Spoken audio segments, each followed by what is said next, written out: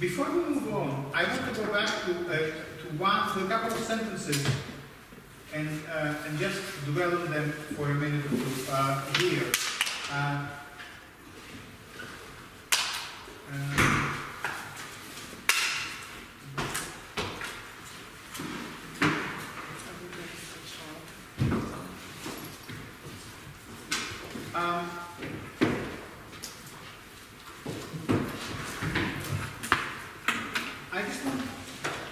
I think that will help also to answer Carolina's question that Carolina asked during the break. Can someone else read? Unless Simona, you have to keep reading. Okay, someone else can read? Okay, then thanks. The highlighted portion? Yes, please. When they are exhibited in the palace rooms of the lords or the people, and in churches, these representations offer all the members of the community the same possibility of identifying their belonging to this universe as though they were the monarch or the painter. Okay, this is about the political function of paintings, and that also explains why earlier Lyotard can talk about the hierarchy which is inherent in Neoplatonic thinking. Now, when we had the break, I think Carolina suggested that it's not entirely clear what is the logical chain that Lyotard is building here. So let me try to put it together for you. Bear in mind, we're trying to explain what Lyotard says. We're not trying to... it's not about whether it's right or wrong. That can come later. We just try to understand what is he saying. Yeah? There is a skill in reading philosophy. And the skill is, there's also a skill in being an art student. It's the same skill. And the skill is not to get into arguments, but to try to understand what the argument is. Yeah? So when we read philosophy, we try to understand what the text is saying. We're not interested in the question whether we agree with it or disagree with it. That might come at some point, but the first thing is to understand what the text is saying. As a general rule, arguing with a philosopher is a pointless task, because it's not about whether someone is right or wrong. It's about whether the picture they offer is useful or interesting. If it is not useful or interesting, just move on. If it is useful or interesting, it kind of becomes irrelevant whether it is you agree with it or disagree with it. It's just useful. Yeah. And also generally, I'm saying it as a kind of as a very general comment. You will try to explain to people very often what you do on this course, and people will argue with it and disagree. And getting into arguments about it is the most wasteful use of time you can imagine. You know, the only way to properly engage with ideas is through reading them and writing about them. That's what we do here in this class. We read and we try to engage through really listening to what the author has to say. Then you come to people who just want to kind of pick some basic ideas from you and show how they don't agree with it. Okay, you know, this is pointless. So you need to have respect to the sort of work you do around this table, because you know it's not everyone commits themselves to that level of engagement. Okay, back to the text. So just to string this together, why, and Lyotard kind of jumps from thing to thing from one point to the next. We need to follow him to see what is the argument he's making. So Neoplatonism, in the context of this essay, means a form of thinking that puts reason above sensation, reason and logic above, for instance, religion. Yeah? So Neoplatonism was one of the ways by which, in the Renaissance, people managed to free themselves from the rule of the church. Yeah? The rule of the church says there is only one truth, and this truth is the Bible. There is only one truth, this truth is the Word of God. You want to understand what the Bible says? You need to ask the priest, or the Pope, or the king who is appointed by the Pope. That's where the truth lies. Now someone comes and says, hey look, I found this book from 2,000 years ago by some Greek guy called Plato, and he says that if you want to find the truth, you actually need to use your own thinking. That is pretty radical. Yeah? That suggests that you don't need the priest. You don't need the Bible. You kind of can use your own thinking to figure out the truth. You can use reason. And Plato has this wonderful image of the cave. Yeah? So he has this, well, I don't know if it's a wonderful image, it's a very powerful image. These prisoners locked in a cave, chained to the walls of the cave, looking at a wall in front of them. And on this wall, there are various shadow figures, because there is a burning fire behind the prisoners, and the guards, because they have nothing else to do, or they are kind of sociologists or something, they walk around with various toys and sticks that cast shadows onto the walls of the cave. So the prisoners who sit there kind of chained, they look at them and say, oh, look, that's a rabbit, or that's a cat, this is a guy smoking a pipe.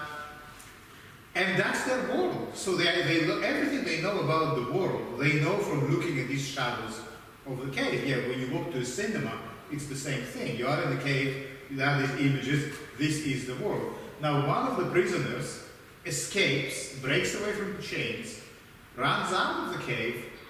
First, he's blinded by the bright light, but once he is able to see that, oh God, look, a cat actually is not a grey two-dimensional shape, but it's three-dimensional, it's furry, it's completely different. And, things look completely different from the shadows. So he wants to go back to the cave to tell these fellows there, they say, look guys, these shadows are completely not like the real thing. Of course, they hate him for that and they kill him. But the moral of this story is that Plato says, well, we are like these prisoners locked in a cave as long as we learn about the world from our sensations and our experiences. Just as the shadows are deeply misleading about the real world, so our sensations are deeply misleading about the real world. And for the prisoners, in order to find the truth, someone had to go towards the light, and in the light of day, see things for what they really are. We need to go to reason. Reason is our own internal light. And in the light of reason, of logic, we will see things the way they really are. So in the light of my reason and logical thinking, I know that the person far away is not tiny, but the same size as everyone else. That's because I have my powers of logic. Okay? So, how did we get there? We were trying to explain the Platonic move. So the Platonic move, or the Neoplatonic move, for that matter, suggests that reason is a way to get to truth, which is a kind of substitute or a replacement to the religious medieval idea where you get to truth by listening to the priest or reading the Bible. Do you understand that these are very different approaches? Okay, now, we already saw that the iconography of the Middle Ages is flat. Giotto, Ugrov, is flat because it's not interested in accurate representation. But we also saw that the iconography of the Renaissance is perspective. Why? Perspective and understanding of space is precisely what happens when you apply your logical reasoning to the way the world is presented to you. So now you should be able to understand what makes the connection, why do we connect the connection between Platonism or Neoplatonism and hierarchy. So what kind of hierarchy is talking about? Reason is higher than the senses. The outside of the cave, in the light of day, you see things for what they really are. So this is hierarchically, the experience outside the cave is fuller, higher, richer, truthful, more truthful than the experience inside each other. Yes, there is this clear top and bottom. In human experience, the mind has a privileged position over the body. What I learned about the world from just touching it or sensing it is inferior to what I learned about the world through logical reasoning. So that's how Platonism brings in its own hierarchy. It's interesting that the medieval mindset, which was a religious mindset, also had a hierarchy. You had God, and God basically controlled everything, and God was the truth and the light. Now you have another hierarchy in which reason or logic become kind of tops. Okay? So, this is really absolutely fundamental that you start to map it out. The way this way of thinking sits next to thinking about images. So, Ben, can you read this again, the highlighted thing? When they are exhibited in the palace rooms of the lords or the people, and in churches, these representations offer all the members of the community the same possibility of identifying their belonging to this universe, as though they were the monarch or the painter. Okay, so what do the monarch and the painter have in common? Question.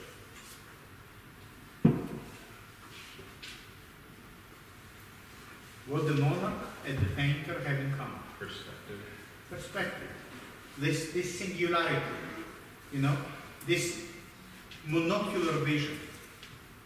Now, good. What Lyotard is saying is that the viewer of a Renaissance painting has the same experience of power over the landscape that the painter and the ruler have.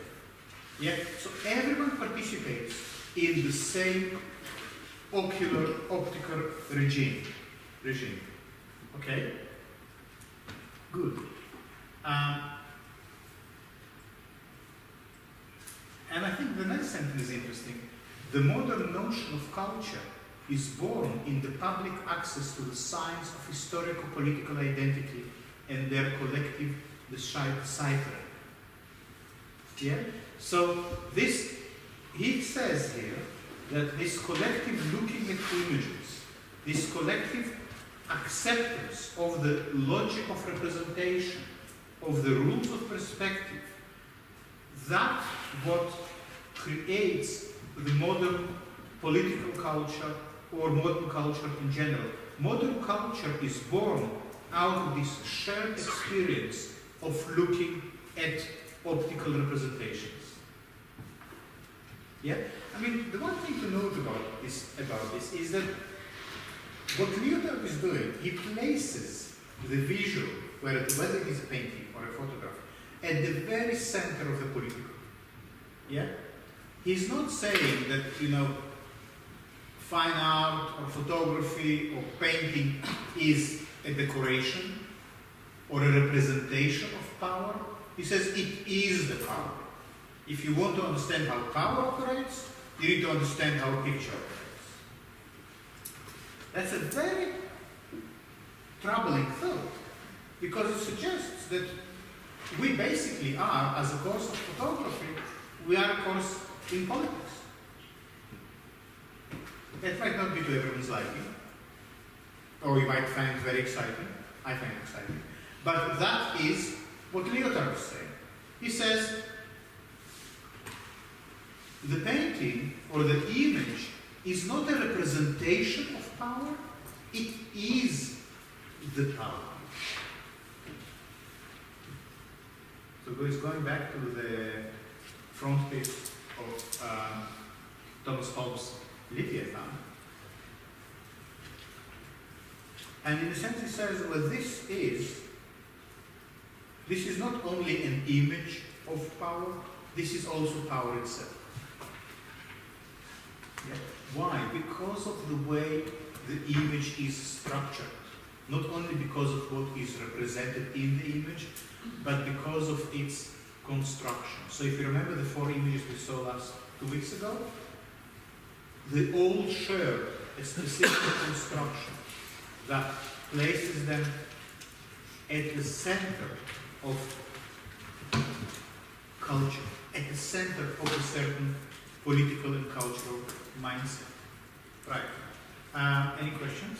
Yes. And also the pyramid thing, because it's means structure in graphics and everything. Yeah, I mean, what that means, that is the most stable structure ever, isn't it? The triangle or the pyramid is the most stable construction. And here you have the pyramid with the head of the king at the very top. Yeah?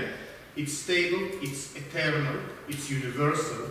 It's by the way, it's a Platonic form, the triangle. Yeah? And it's the head above the body. So the moment you buy into the perspectival depiction of the world, you also buy into the hierarchy of political power. So if you accept that the picture should be an accurate representation of the world outside of it, you also accept a certain political order, you accept the domination of the head over the body, of thinking over feeling, of the masculine over feminine, of the white over black, of the straight over gay, and all of that, surprisingly, gets folded into the simple, perspectival, Platonic idea. Is that too much to take in? Wait, it is interesting, isn't it? That's what Lyotard is saying. So, you see, in what we are doing here, the stakes are very high. It's never just about your individual practice. You know? It's always about something else as well. You know, because what we are playing with here, around this table and in your own work, is also figuring how the modern notion of culture, what is it made of? What is the notion of culture in the age of late capitalism, in the age of post-industrial society? Who can answer this question? Only you can. Because you are dealing with the images of this post-industrial moment. Any questions? Okay. I mean, it's not good at damn questions. But right, let's move to the next section, which is photography in the industrial decoscience. I hope that provokes you enough that you will also read it on your own. You don't have the time, sadly, to read everything, even though I would love to go through it in much greater detail.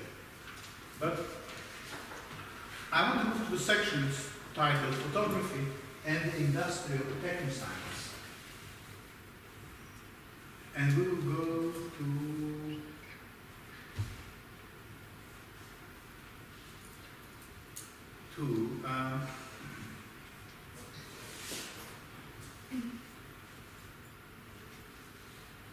let's start here. Who would like to read the next section? Okay, you shall. It follows. It follows that the definition of what is a good photographic image, which was initially linked to the rules about artificial perspective, is subject to revision. Photography too enters the field opened by infinite research. Its initial function, inherited from the task of identification assigned to painting by the Renaissance, falls out of use as the major concern for the community's self-identification.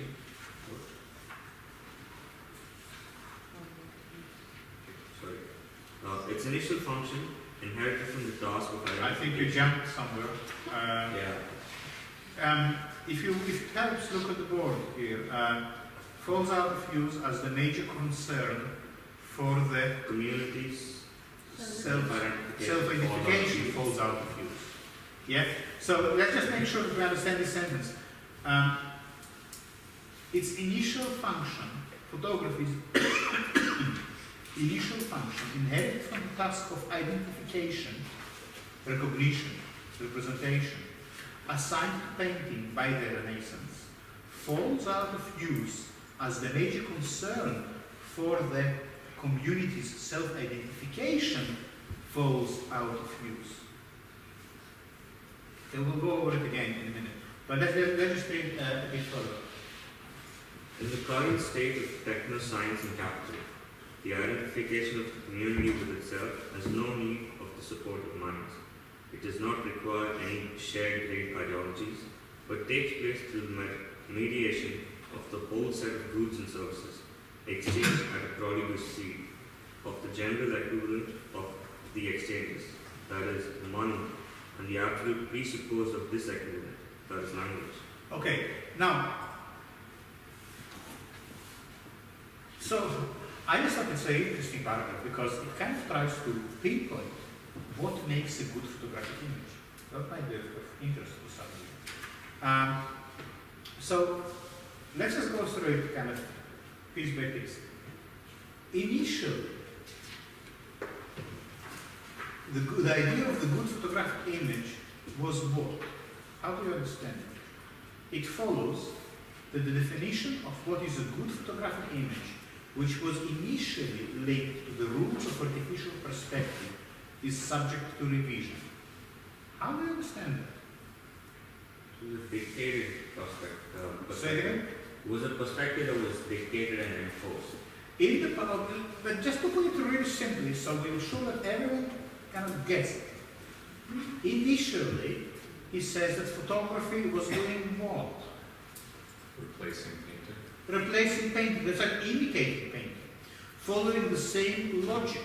Now, we already know what was the logic of the Renaissance painting. Now, he talks about the Renaissance painting, he basically talks about all painting until the 20th century. Yeah, basically, you know, anything up to and including probably the Impressionism. Yeah.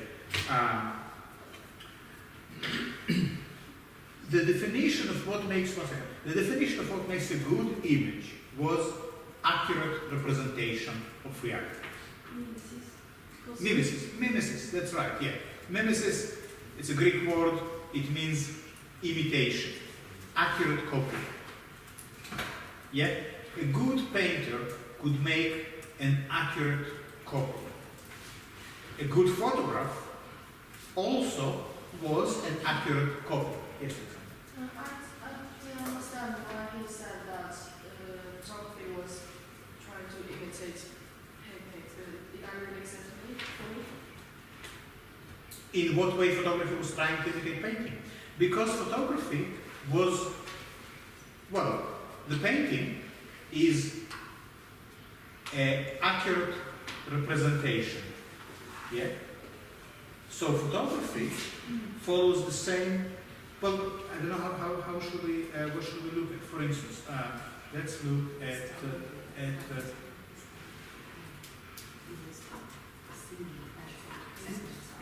well, for instance, here is a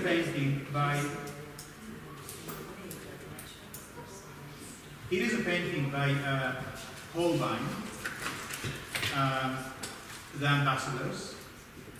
It's one of the classic paintings of the North European Renaissance.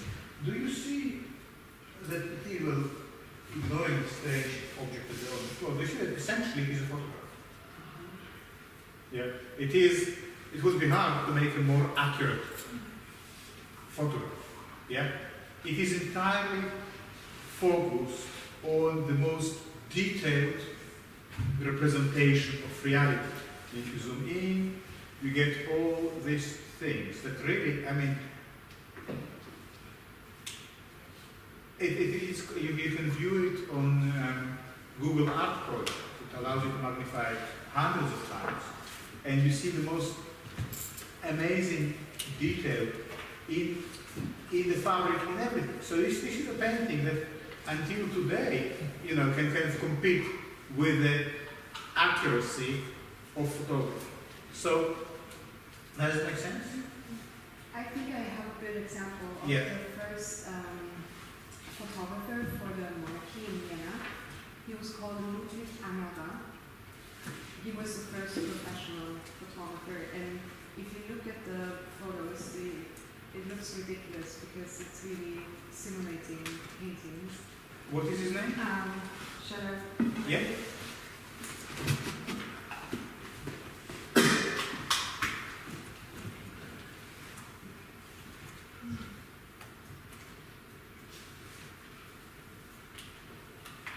Okay, thank you.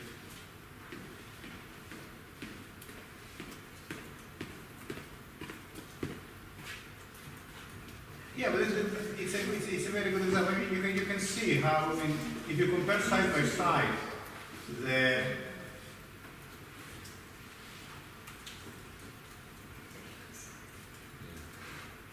ambassadors and this photograph, you can see that they really follow the same logic. I understand that some things can be very, very accurate, but my understanding is that photography is accurate as itself. It's the nature of photography. It's not trying to imitate paintings. But you know, who decided on this nature? Photography could be designed in a completely different way. You could have cameras with 10 lenses, not with one. You could have cameras without a lens. You could have cameras who try to make blurry images. Or, you know, the possibilities are endless. And some people, even around this table, design their own cameras precisely to show that other ways of looking at the world are also possible. But the design of the camera follows exactly in the footsteps of this kind of painting. And indeed, the moment photography appeared as an industry, the first thing that happened is that portrait painters became journalists. Which is not funny if you trained for 20 years to do portraits, and at that time miniature portraits were very popular because you couldn't afford, say, if you were the middle class family, not to say a king or a prince, I mean, traditional portraits, you could afford a miniature painting that took 3-4 months to make by a very skilled painter. Then someone comes to town with a tripod and a camera, opens up a studio, and the same thing can be done in 20 minutes and probably cost 1/100 of what a painting going to cost. So, as someone who spent 20 years perfecting this skill, you need the exit strategy. It's pretty clear. By the way, exactly the same thing is happening right now with the digital mode. There are people who spent 20 years perfecting their photography skills, their analog cameras, their darkroom, their chemicals. They know it all by heart, all the street developers and everything. And, it's over. So what are you going to do? It's a kind of interesting. Socially, culturally, historically, it's a very interesting moment. Yes?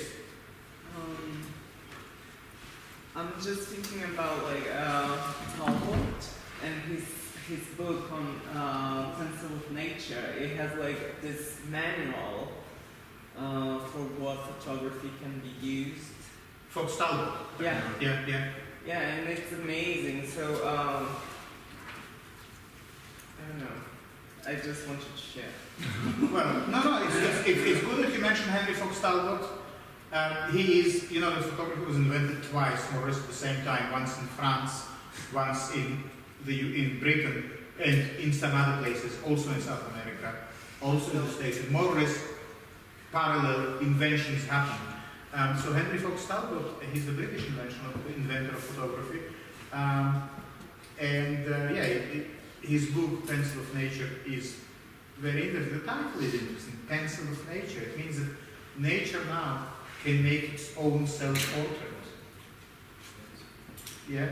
Who holding the pencil of photography? Nature. Not the photographer, it's not the pencil of Talbot. Yeah?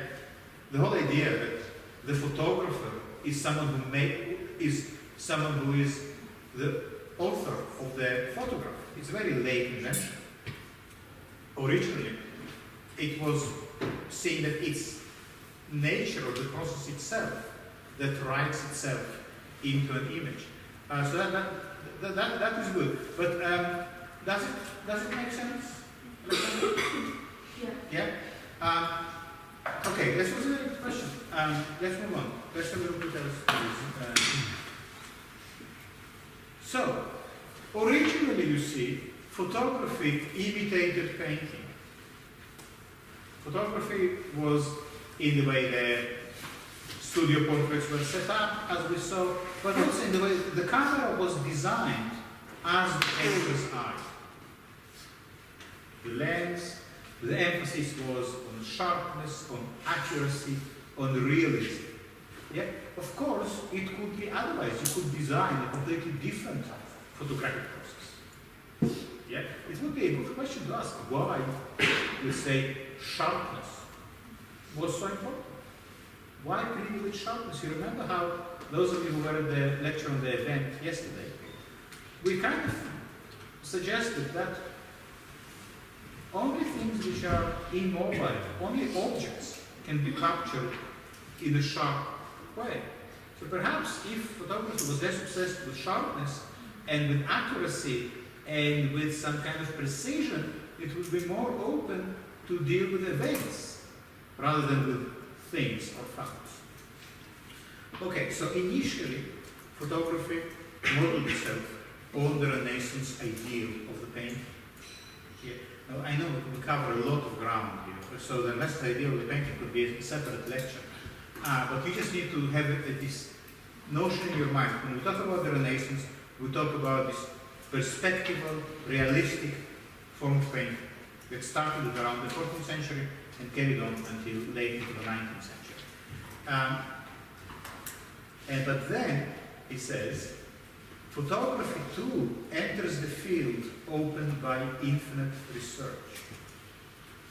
So the modern age brings something new to the table. It's not only this perspectival point of view of the monarch or of the geometer. It is this notion of infinite research. And what is this infinite research? What do you think that means?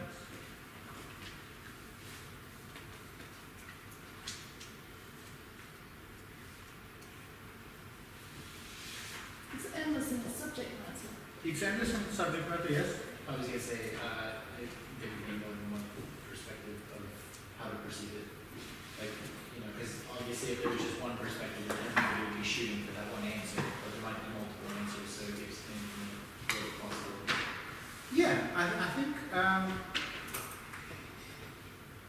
infinite research suggests that we depart from looking at the world from human perspective. So for instance, physicists who work with quantum physics don't look, they kind of abandon the human point of view. You need to start looking at the world in a very different way if you want to make sense of the movement of an electron, for instance. Yeah? So we suddenly discover that the world is not made of only one layer of reality, which is corresponding to human experience. There is another layer underneath of subatomic particles that completely doesn't correspond to human experience. There is also another layer above of cosmic reality that also doesn't correspond to human. So suddenly the universe, instead of being made of just one field that all follows the Newtonian laws of motion, again, it's another aspect of the Renaissance is Newton's laws of motion that were supposed to explain everything in the universe, from a grain of sand to the movement of the planets. Yeah? But suddenly, in the 20th century, we realized that all Newton explains is one layer of reality. There are other layers that require different laws. So there are layers underneath, the infinitely small, the quarks, the photons and the electrons, and the infinitely large. Dark matter, Higgs boson, black holes, and they all have different physics and different logics that may not bear any relation to the Newtonian one. Yeah? That's the infinite research. It's just this understanding that the universe is not made of one thing, but in a sense made of infinite amount of layers. can we be that certain? 1 second. That, for instance, quark is the smallest entity. Sure enough, at some point there will be something smaller than the quark. Yes. Like also the different dimension that we can see, because I think Einstein said that we can see dimension, but there are also dimensions in the Earth that We cannot. Correct. Correct. That's right. Yeah. It's basically this notion of infinite research. Again, Lyotard is packed very tightly, so we need to, add water when you make soup from a cube. You need to add water and stir it up a little bit to get the full flavor. So that's right.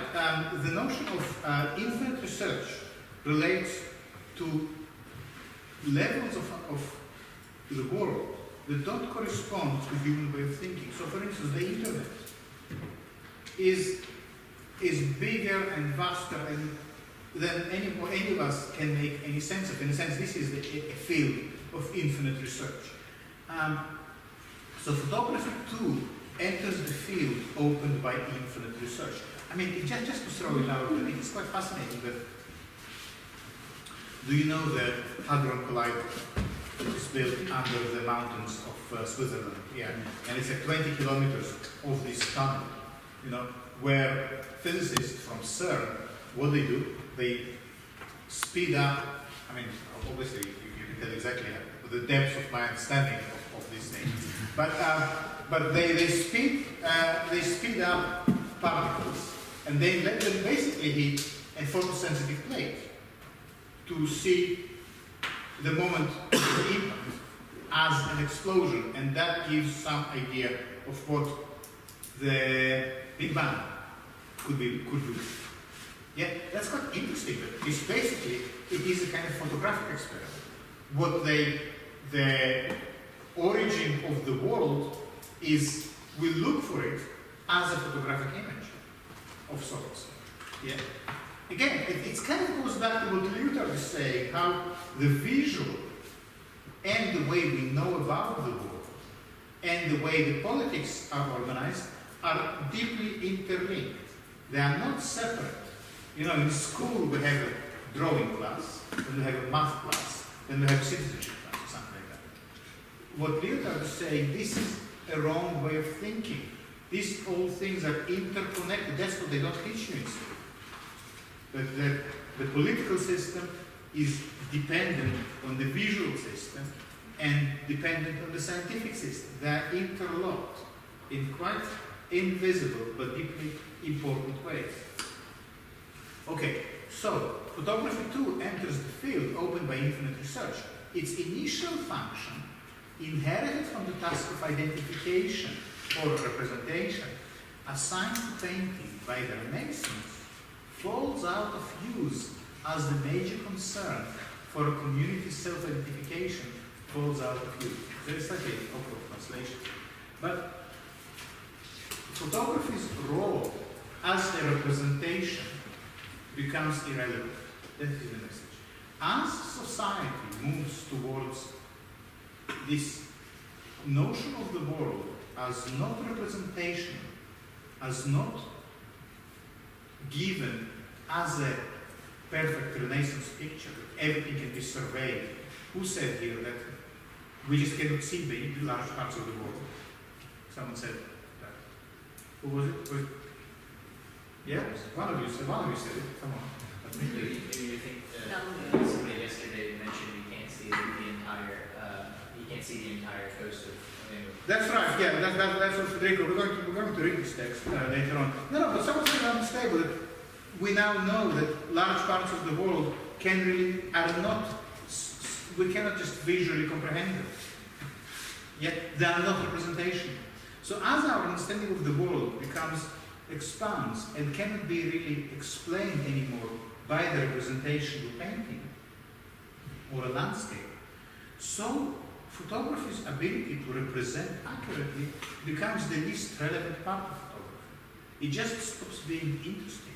And you can see it in the current kind of visual environment.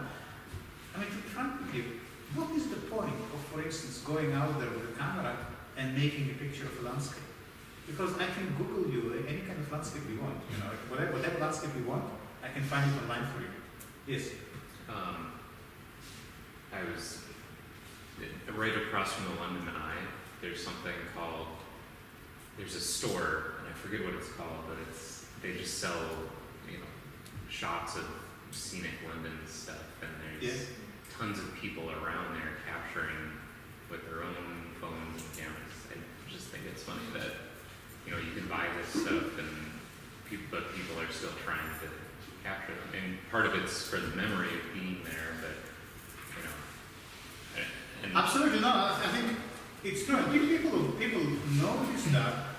Kind of conceptual artists were interested in that long time ago. For instance, John Balthazar, if you know this conceptual photographer and artist, I've been working with postcards for quite a long time. But these days, you really need to think. You really need to think hard. You know, why do they bother taking a camera with me when any photograph I want is already there, either on the Street View or, you know, already taken by someone else.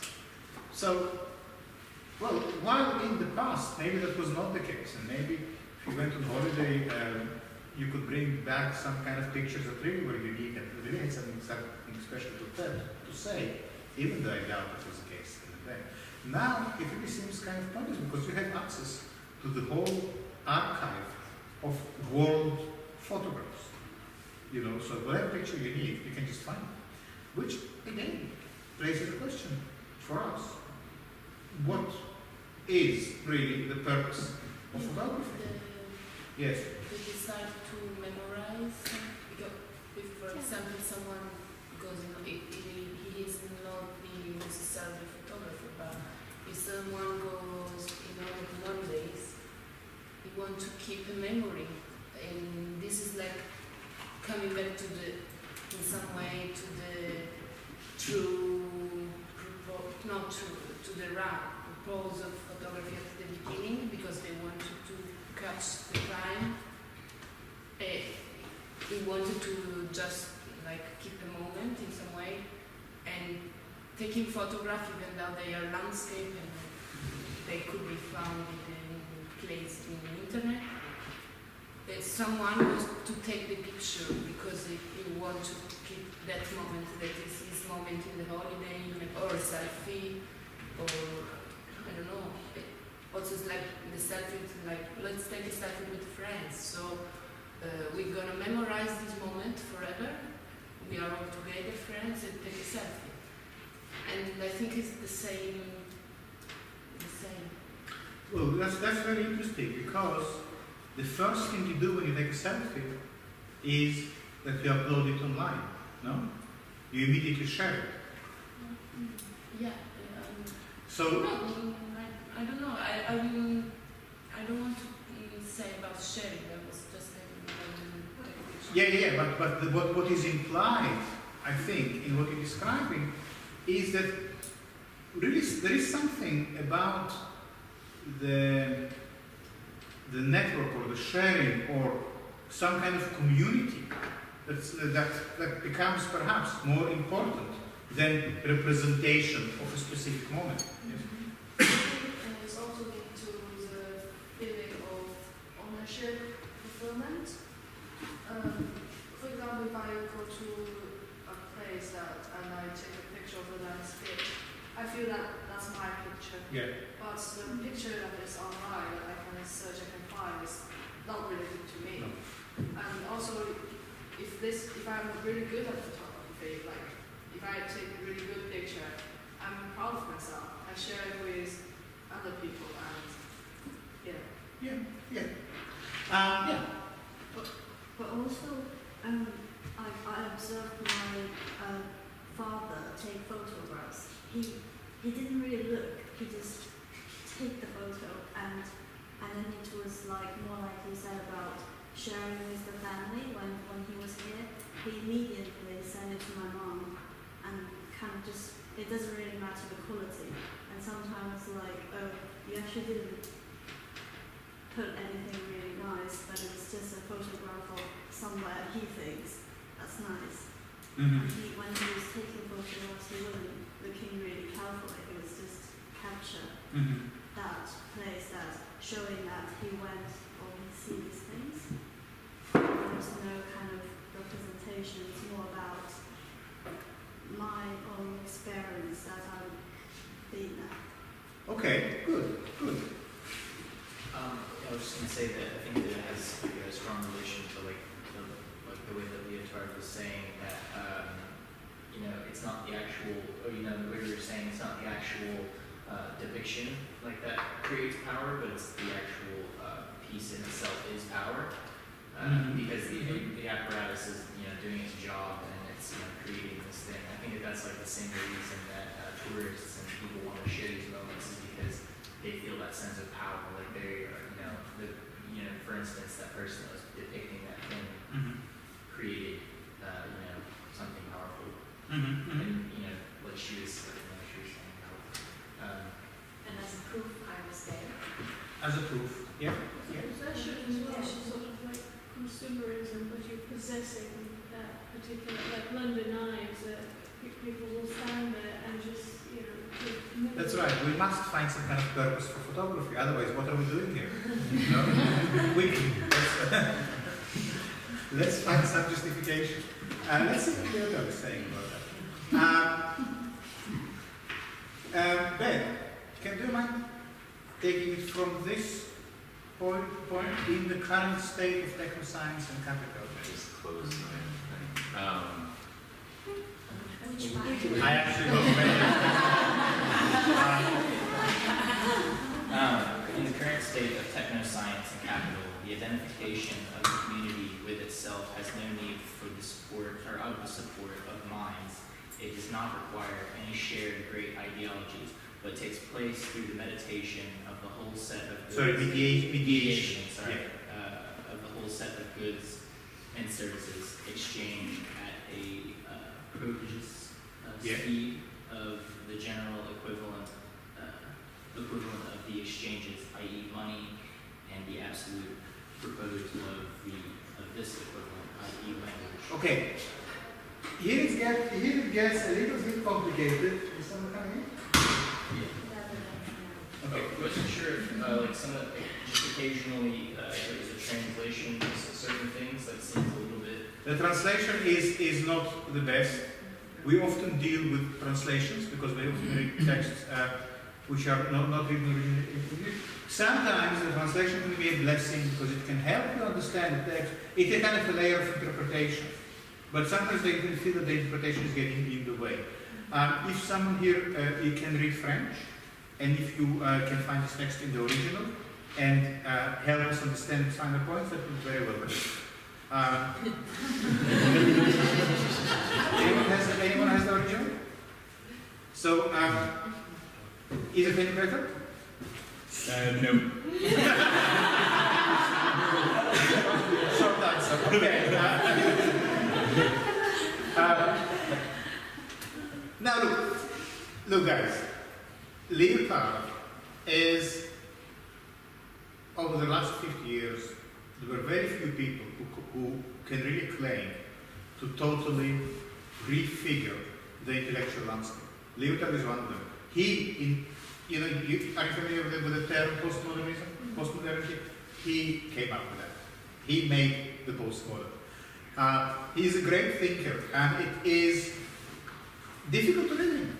I think the difficulty pays off. I think it is rewarding. It's like climbing up a steep mountain, but the views you get from the top of the mountain are not something you will be able to get when you are at the bottom. So the journey and the trouble is worth it. Plus, I find it quite rewarding to just take one sentence and see how the thought is kind of tied into knots there. But these are difficult texts. Most photography degrees in the country never touch Lyotard because, photography students are not supposed to think.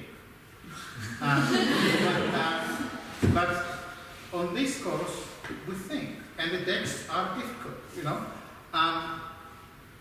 At the same time, they will get easier. But don't feel bad about not understanding it. Don't feel bad about feeling confused about what it says.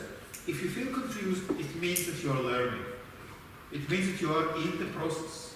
Not understanding is absolutely fine. You know? And by the way, he's not expecting you, as you read it, to understand everything. The skill here is to start somehow having little dots on a map. The map might be completely blank at the moment, or almost blank, but you already have some idea of what, let's say, the Renaissance or Quattrocento or perspective, what they mean in this context. Another dot might be the political, another dot might be the photography. And as we go along, as we read, you will have more coordinates on this map. And that's how a more complex picture starts to emerge. But it's a process, and you need to be patient with it, you know. As they often say in various forms of training, it only starts to make sense towards the end. Because you're really learning to think in a different way. So there will be a lot of resistance here, you know, and a lot of kind of the old precious ways, you know. What's wrong with that? Well, it's faith. Learning to think and to live in a different way. So what does it say here? In the current state of techno-science and capital, the identification of the community with itself has no need of the support of minds. It does not require any shared great ideologies. So it suggests, when it says that the contemporary community, the contemporary lifestyle, if you like, doesn't require any great shared ideologies.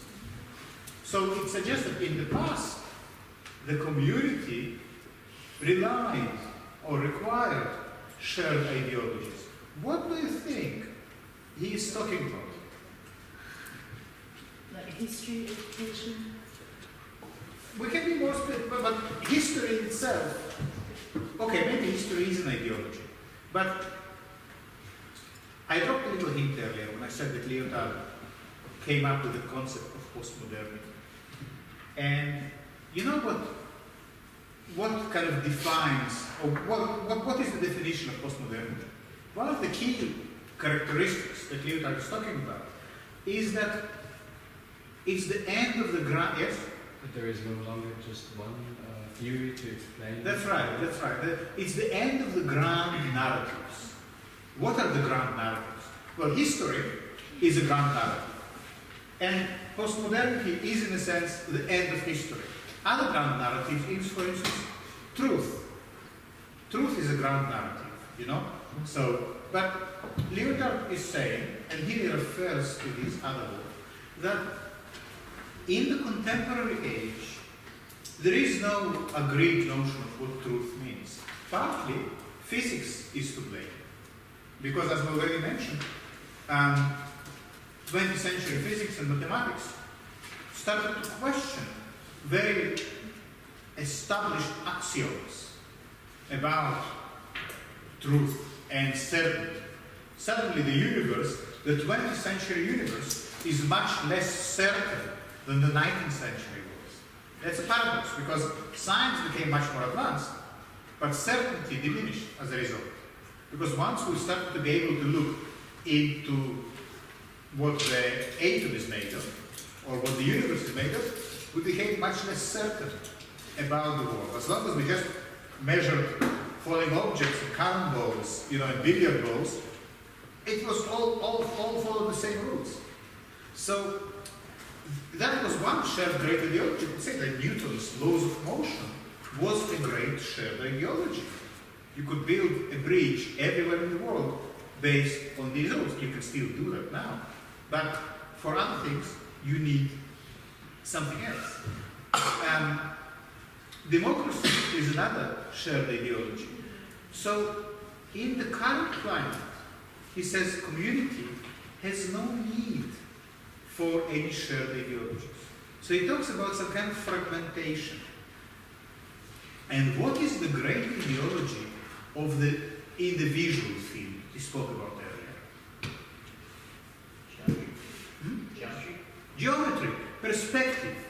Perspective was the great ideology of painting and photography since the Renaissance.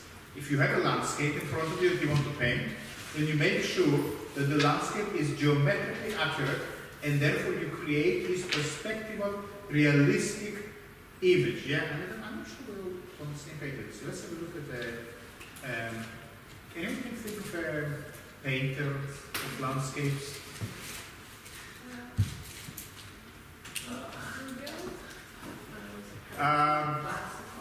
Classical, yeah, classical. Let's look at Vermeer.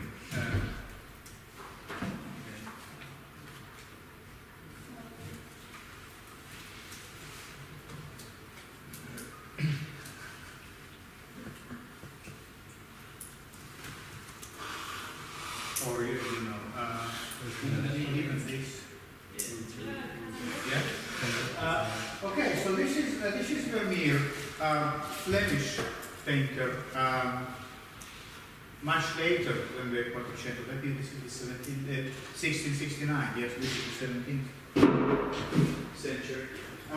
So aptly, this is the title of this painting is The Geographer, and here he is with the compass, a measuring device, and the map. And what the geographer does, what is the role of the geographer? The geographer looks at the landscape, measures it, and then does what? Does what? And the map is what?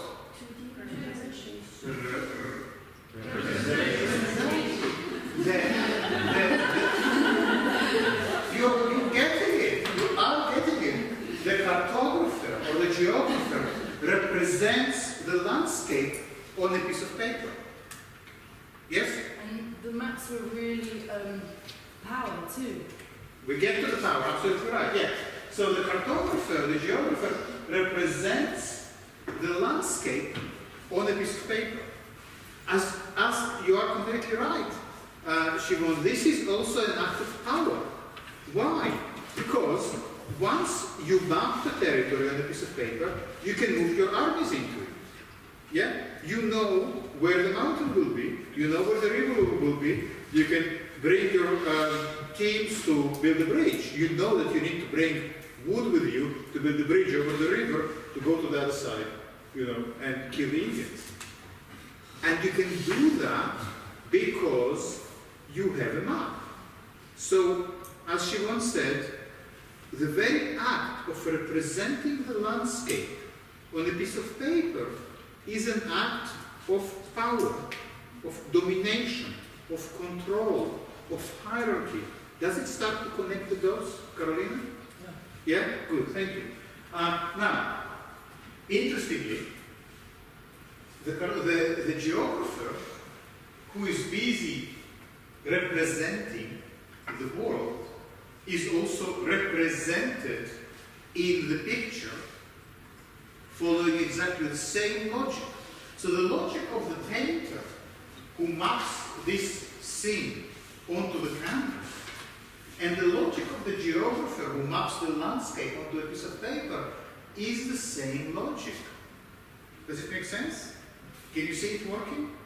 Can you see that then the politics of pictorial representation, Shiron, is also politics of power? We might not see it so readily if the subject was not the geographer or the compass, but any landscape, any portrait, any picture that follows this representational logic is also an expression of the same logic of power. Okay, so you can see here we moved 300-400 years since Giotto, and you can see how developed is the perspectival painting. Now everything, you could really see how exactly the same visual field we are familiar from photographs is repeated here. And Vermeer was an avid user of cover Oscar. So this is the grand narrative. So what is the grand narrative? What is the... What word? What is the ideology of this painting?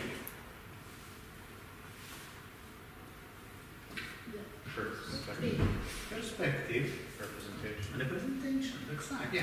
The ideology, the grand narrative, the ideology, the overarching story is that of representation. So, but now, in this age of infinite research that we inhabit, we're coming now to the present.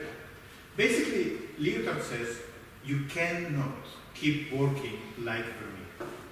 Whether you are a painter, whether you are a photographer, no matter, you cannot follow blindly this logic of representation. Because the reality changed. This logic corresponds to a specific form of political power, to a specific form of knowledge, but these frameworks are over. They are replaced with something else. And if you don't want your work to be archaic and irrelevant, you better figure out what makes the current moment tick. What really makes it work. So this current moment of infinite research, of the infinitely large and the infinitely small, does not require any shared great ideology, but takes place through the mediation of the whole set of goods and services exchanged at a prodigious speed. What is it talking about? What is the system that allows the incredibly fast exchange of goods and services? Industrial. It's known as the big C. Capitalism. Thank you. Exactly. Now we are in a different world, governed not so much by logic of representation, but by a logic of prodigious speed. Yeah, in a sense, you could say that speed now is more important than representation. You know, there was something very, very static there is something very static in this image. You know, the model had to stand there for a long time for Vermeer to make the painting. The painter had to spend many hours first in front of the camera obscura tracing everything. Then in front of the canvas. We moved on. There is no time to just stand still. You know, everything is accelerated. Everything is moving at a pace of continuous acceleration. So somehow, this static approach to the visual field is itself redundant. It cannot work like this anymore.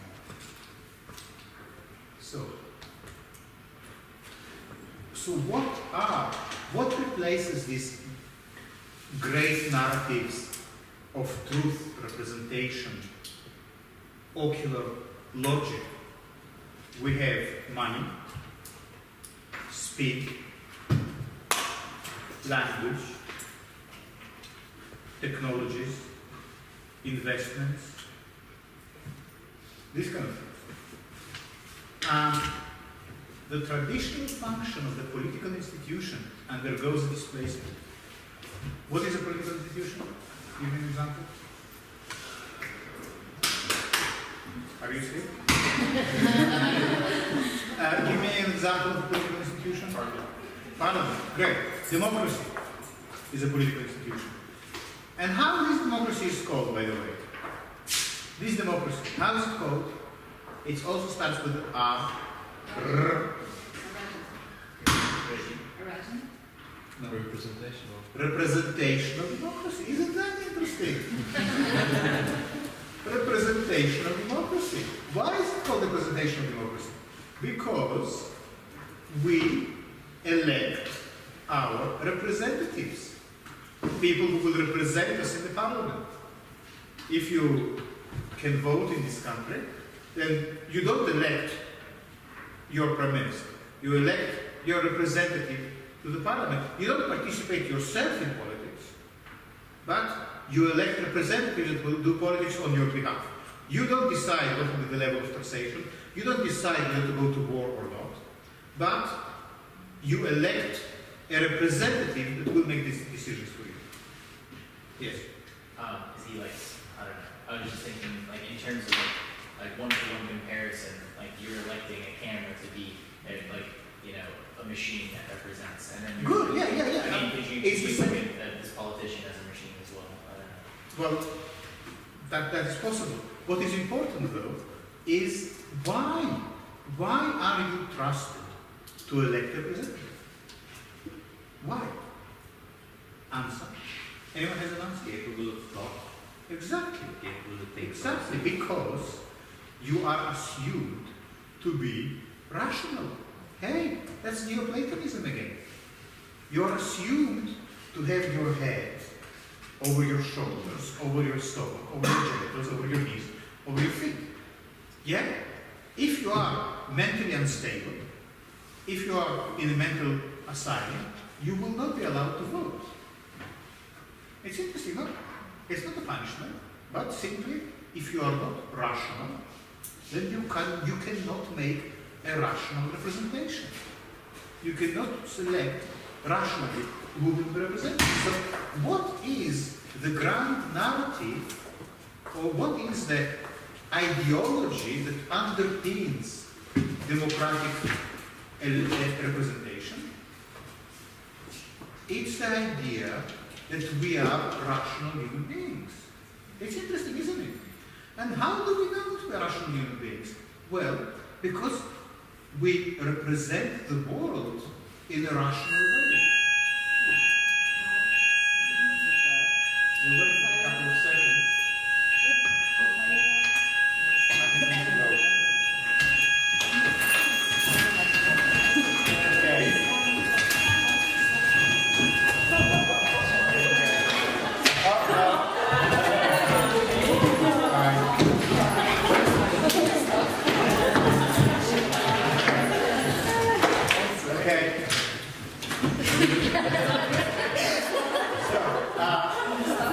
It came at a very important point, this alarm. So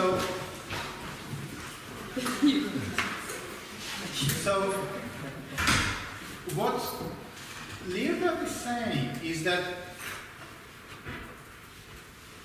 or at least it's our, that's how we read Lyotard here, is that the reason politics can be based on rational representation, on representation, is because we are considered to be able to make rational choices. And how we prove our rationality? Well, one of the ways we prove it is by the visual field, or by the aesthetic field, which is all based on rational representation of space. If I can represent a space rationally through the laws of perspective, then I can also elect rationally a political representative. Yeah? So you see how the underpinning ideology, the underpinning narrative of rationality, that Lyotard also came to call it earlier Neoplatonism, we can also call it perspective or photography, is all kind of, it has a certain thread running through all these things. So if you don't take anything else out of this session, besides realizing that photography is deeply linked or connected to questions of politics and knowledge in general, and the way society is organized, then you already made a really great start. You know, because these are not the kind of questions that people who work with photography generally concern themselves with. Maybe it's a generalization, but the traditional function of the political institution undergoes displacement. Traditional institutions are changing. Its purpose is less to embody the idea of the community, and it is more turned towards the management of infinite research for knowledge, know-how, and wealth. So, what does it mean traditional function of the political institution was what? It was the creation of the community. Again, that's what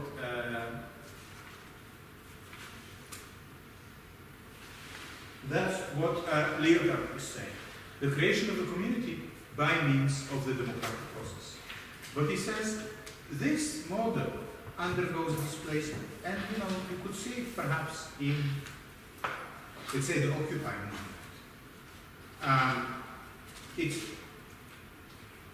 political institutions in the past were based on the democratic principle. Now, Lyotard is saying they are more based on their principles are more to do with management of research and wealth generation. So in a sense, corporations, multinationals, replace governments as the main mechanisms of power. So governments become kind of much less important than multinationals. For instance, it's easy to see how Google has more power, political, knowledge, financial, economic, and otherwise, than any single government. Or so is Facebook, for instance. How that happened? Well, that happens through very careful management of infinite research and know-how and knowledge. So companies that deal with knowledge become much more powerful than the traditional political institutions. Yeah, and there is a lot of research currently done about the way traditional political structures are really playing kind of second flute to the interests and ambitions of companies. Yes. But what about the context of them watching everything that's happening on Facebook and containing that information? I know that's impossible. The government. Well, but that might be true. I mean, like Snowden and things, what he's saying that's happening with your personal information. Well, this is also interesting, isn't it, in the case of Edward Snowden? In a sense, everything depends on these companies agreeing to pass on certain information. But they are, who holds the information, who has the keys to it? It's privately owned companies. But what they say, we don't actually know. So what they say that they're not allowing the government to do, we don't know. Well, exactly. Again, but it's an example of what Lyotard is saying. A company can just not pass the information to the government. The government then remains without any knowledge. So who has the knowledge? It's the company. Yeah? Now, of course, this is not black and white. It's not that governments have no power. But if you really need to discuss, if you have to write a political essay about, who holds the power in contemporary society, it seems that the balance is shifting from heads of state, governments, and armies to privately owned companies. And also the money that's generated. That's right. Yeah. Extortion. So that's why. I mean, we're only trying to elucidate, to explain this Lyotardian text. It was written in 88. And the traditional function of the political institution undergoes displacement. Yeah?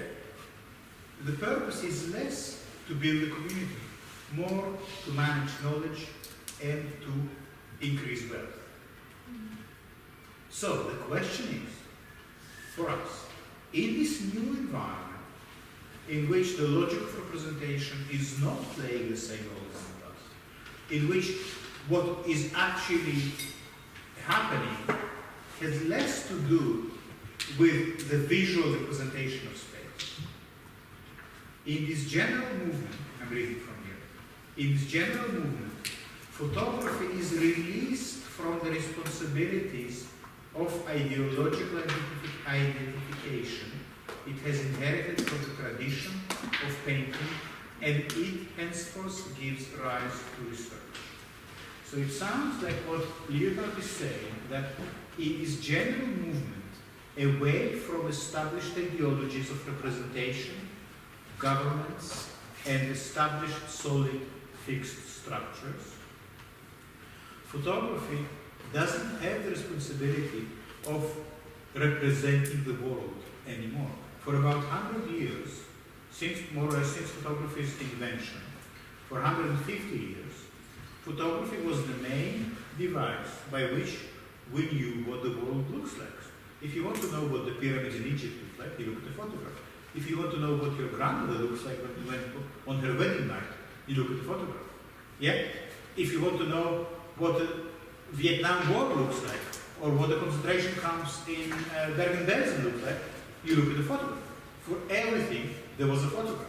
Photography's main responsibility was to record and present and archive and document and store all this knowledge. That's how the 20th century was organized. Yeah? But he says here that in this general movement of moving away from representational frameworks, photography doesn't have this responsibility anymore. Well, one way to think about it is that because everyone now has an iPhone or a phone with a camera, and everyone can take a picture at any time, you don't really need photographers anymore to go around and tell us what it looks like in Syria or what it looks like in the civil war in Sudan. Because there always will be someone with a camera to give us a picture of it. Yeah? The classic example of this is, I don't know if you've been in London when that happened, but when there was an attack on the London Underground in 2005, in the 7th of July 2005, and there were bombs exploded on the underground and 52 people were killed and many hundreds were injured. The pictures that we got, the first images we got, and the most memorable ones, were the ones people took on their phones inside these smoky tunnels. When later on, The Guardian and The Independent sent their own professional photographers who took their own beautiful pictures, they were kind of fading as inauthentic compared to the self-portraits people took in the tunnels with their phones. So that's another way to understand why Lyotard is saying photography doesn't have the responsibility anymore of representing the world, because everything is already represented. But already, everything is already represented through the photography. That's right. Yeah. So the photography actually played a big role in this. The photographers not anymore, but the photography. That's right. But in a sense, it's a little bit like exactly the same what happened in painting. So for hundreds of years, since the Renaissance, it was the responsibility of painting to show us what the world looks like. It's through painting we knew what, for instance, the ambassadors in the court of Henry VIII looked like. Yeah, that was the role of the painter, to show us these guys. Just as it was the role of the painter to show us what Venice looks like or what Amsterdam looks like. Yeah? So painters dutifully represented the world and people and possessions as accurately as they could. Yeah? So here is the example of still lifes, for instance.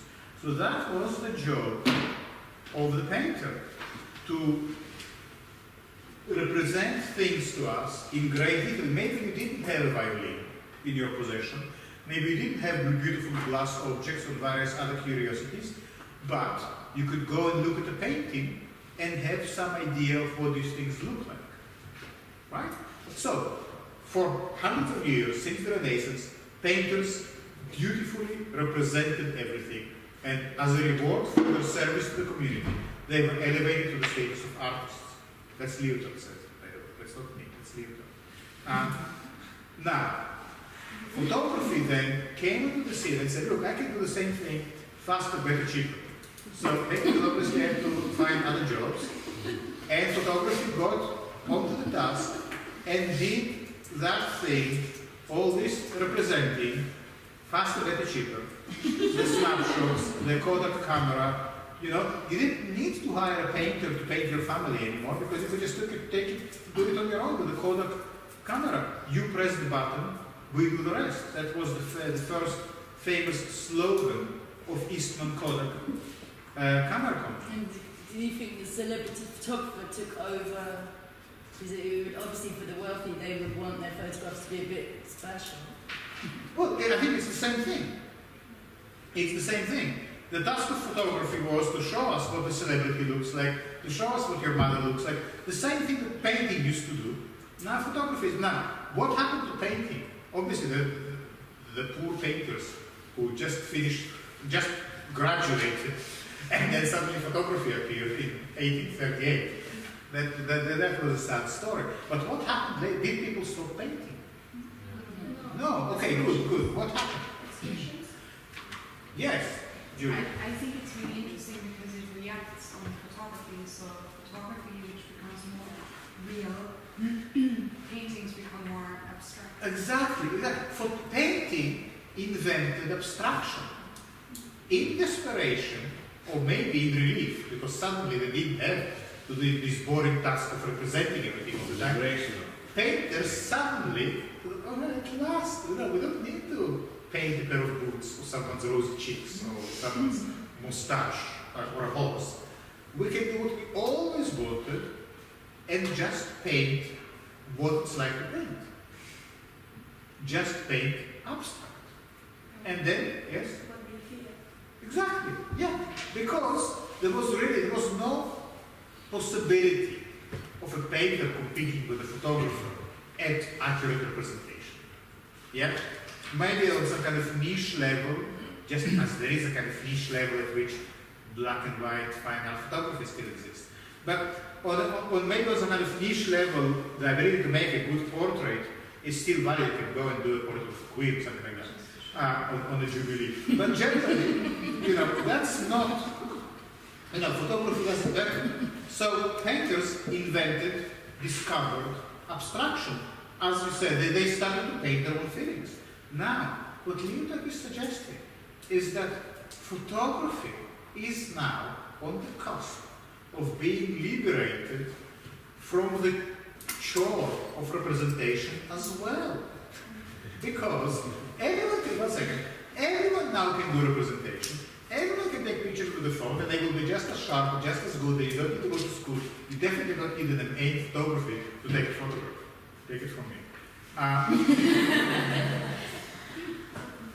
But you might now finally be free to do something about your feelings. Or you might now discover what abstraction means for photography. Yes, I wanted to ask something. But photography as representation isn't being replaced. Or is it, is it that the photographer is being replaced? It's a different thing. Because everything is represented in some way except for the things that haven't happened yet. Like events and things like the bombing. So photography will still exist to represent things. So like how painting was replaced by photography, are you saying, or is he saying that photography will be replaced by something else?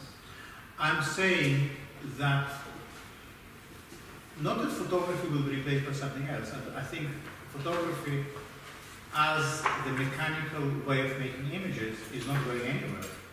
But its function is changing. Because the whole task of the photographer in the 20th century was to show us what the world is looking like. Now we already know what the world looks like because we have it all online. So the photographer suddenly, just like the painter, got liberated from the task of representing and could start making work about feelings or abstraction or what it's like to paint. Photography now has the opportunity also to stop representing and ask what the photographer feels, what it's like to photograph. most photography always deals with what is outside of the camera, what is in front of the camera, what is in front of the picture, and very rarely deals with what is inside the camera, what is inside the picture. So photography now, that's what Lyotard is saying, has the opportunity, just like basically it has the opportunity to become art. Because as long as photography's task was representing and documenting and archiving and preserving for the sake of knowledge, it was not art, it was just performing this function. Painting only became art when it freed itself from representation. And photography, to become art, also needs to renegotiate its relationship to representation. Yes? Would that mean that it's sort of the truest form of democracy? That it has the ability to think for itself and liberate itself from the trappings of... I think it is post-democracy. Just Yeah, as I don't know what... well, no, I think it's not a truer form of democracy, but it's post-democracy. Just like post-modernity is not truer modernity, but it somehow suggests that the narratives of modernity don't work anymore. The narratives of democracy, because the narratives of democracy are all based on representation, and in the age of infinite research, representation as a way of knowing the world is shown to be limited. Photography, to remain relevant to the world of infinite research, also needs to start dealing with things that lie outside of representation. So maybe it is post-representation. Then, of course, we need to start figuring out what that might mean. Yeah? But here you see, very briefly sketched out in this essay, the whole challenge facing photography today. To kind of summarize it very briefly, very brutally, photography liberated painting from representation and allowed painting to really rise to a level of a true art form. Because, as Lyotard is saying, as long as you're representing, you are playing a fixed political game, and it's not going to be art. It's going to be serving a certain regime. So photography liberated painting from the task of representation and allowed it to become an art form. And now the current technological moment, in a sense, allows photography also to free itself from representation and again discover its own being as art. Now, I mean, that shouldn't be surprising to you, because if you look at your own practice, that's roughly what you do. I mean, as far as I know your practices from the installations you've done so far, that's what you do. You know, you all in various ways investigate this post-photographic condition, or maybe the post-photographic condition. But so, that in a sense gives the logical reasoning, or try to explain the thinking that most of you already done, part intuitively, part just following your hunch. Yes? Would that eventually mean that the medium is a highly intelligent machine? The medium is a highly intelligent machine. The medium itself, it's gone past a need for a human being. Yes.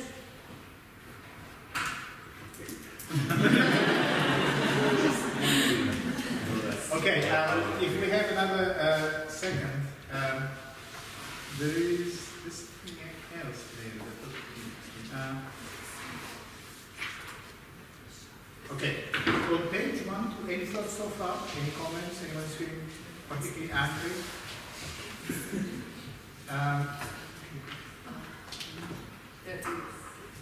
Yes. There's tourism that say that photography goes behind the neo-Platonician. Yes. Photography now can do it. Yeah. It can do it now because we politically, economically, socially, we moved out of the Platonic model. The Platonic model is also the democratic model. As we are now not governed anymore by the government, but by corporations, to do things very crudely and schematically, we are out of the Platonic model for better or for worse. Perhaps, because of the Second World War and of the genocide and of the ecological catastrophe and of the nuclear bombs. We cannot anymore lay claim to Platonism, because the whole idea of Platonism was that you reach greater truth by using your intellect. So we used our intellect and look, well, what we ended up with. Yeah, so some great things and some not so great things. So the Platonic moment is kind of bankrupt. And photography, if it wants to remain relevant, cannot keep relying on the Platonic idea. It needs to find another way of working. Just as painting found and became relevant again through abstraction. Yeah. Okay. Now I want to finish in 7 minutes, but just one more second. It is not the artist's job. Where is it? Yes. Let's read from it. Who can read the last segment of this conversation? Who will read to us? Esther, will you read? Yes. Sorry. It is not the artist's job to restore a supposed reality, that the search for knowledge, techniques, and wealth never stops destroying, only to reconstruct a version through thought for, I can't read that far, I think I have a problem. Is it too far for you? We can ask someone else to read. For, Thought for a while to be more credible. Start from the beginning. Okay. It is not the artist's job to restore a supposed reality that the search for knowledge, techniques, and wealth never stops destroying, only to reconstruct a version thought for a while to be more credible, and which will have to be abandoned in its turn. The spirit of the times is definitely not geared to what is pleasing, and the task of art remains that of the imminent sublime, that of alluding to an unpresentable, which has nothing edifying about it, but which is inscribed in the infinity of the transformation of reality. Okay, so my friends, here is, in 2 sentences, the task of art. Can you read it again to us? Instead of the artist's job, read photographer's job. And in later, when it talks about art, just replace it appropriately. It is not the photographer's job to restore a supposed reality that the search for knowledge, techniques, and wealth never stops destroying, only to reconstruct a version thought for a while to be more credible, and which will have to be abandoned in its turn. Okay, so stop me for a second. So what is not the photographer's job? Representation. To represent reality. Yeah. It is not the artist's job, it is not the photographer's job to represent supposed reality.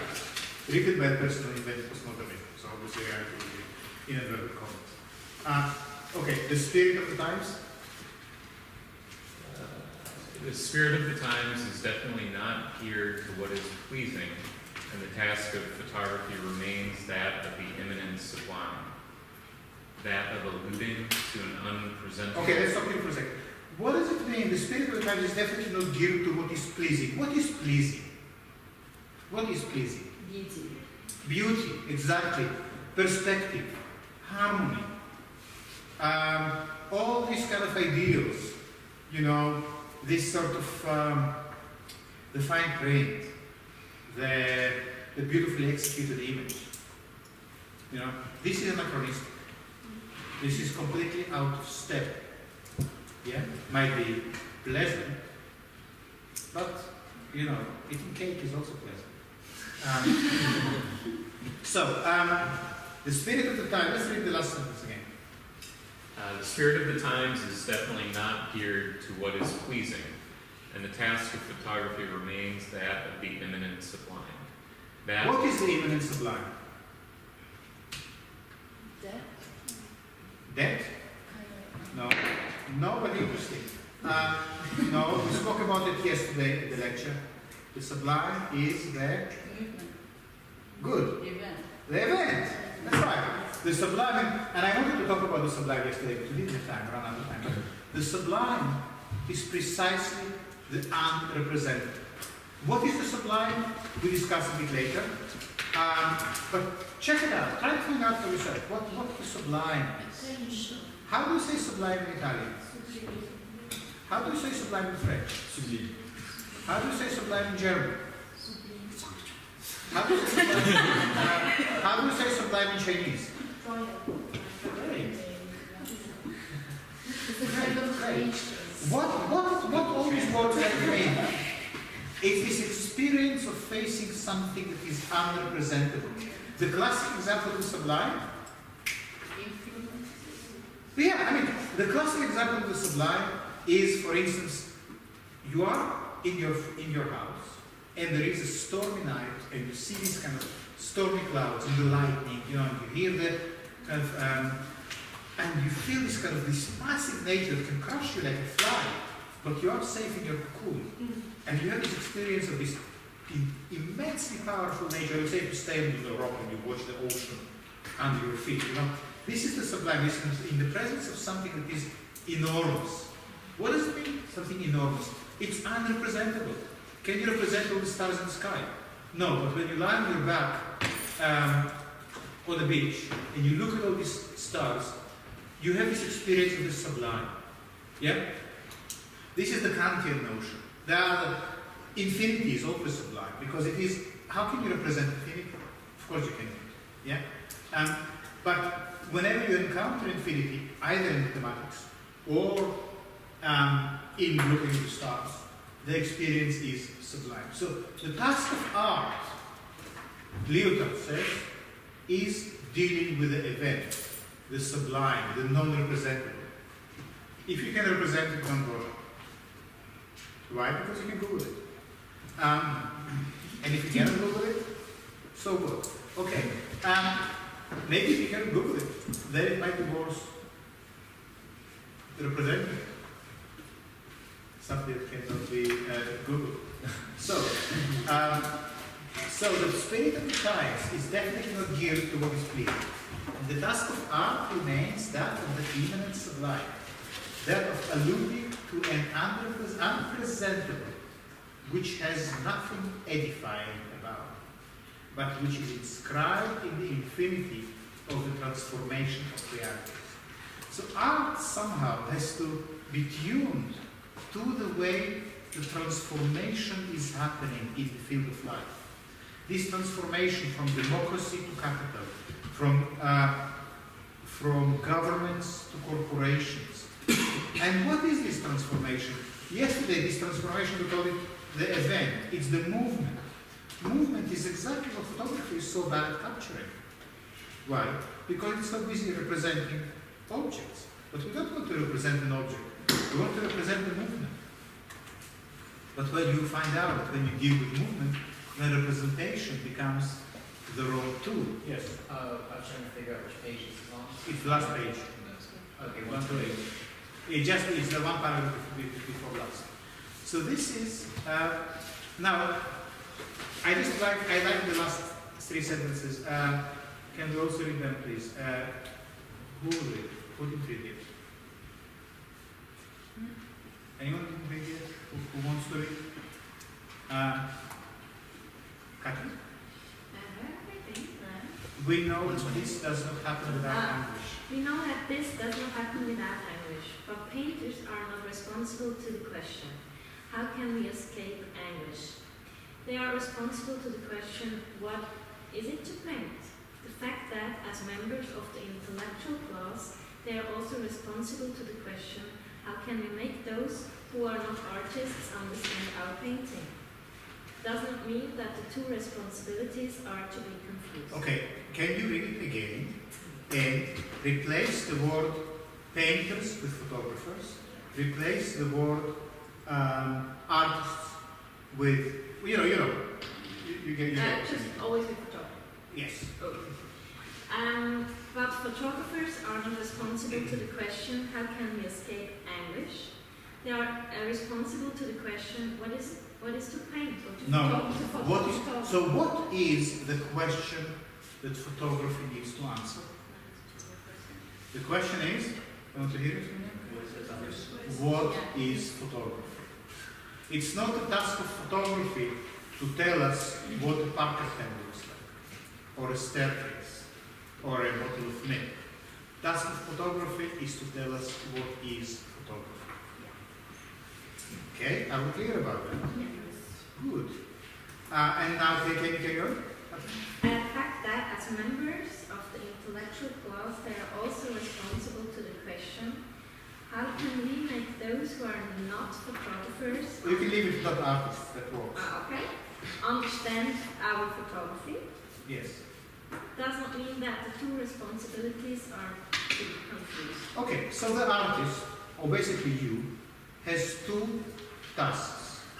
One, to ask, what is my art? What is painting? What is photography? What is dance? What is voice? What is sound?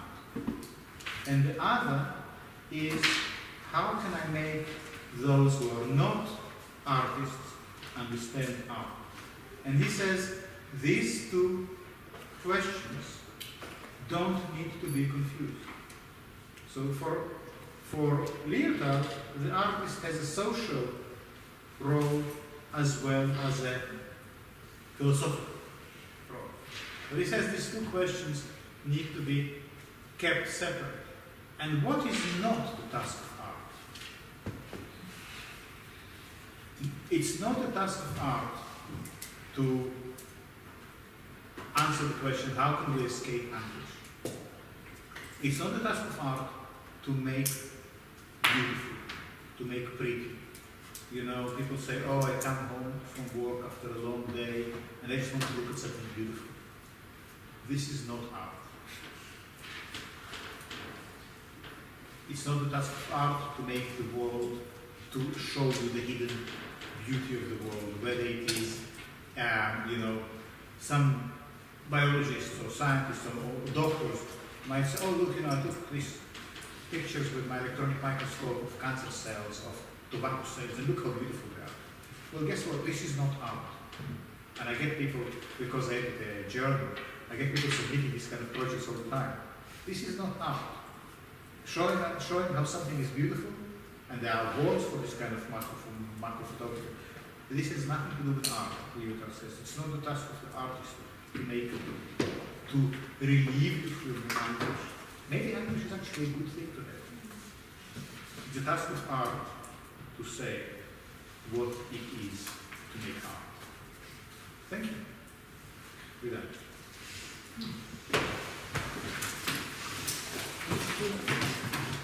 So I said I was speaking to people, I think someone might be waiting outside. I have time for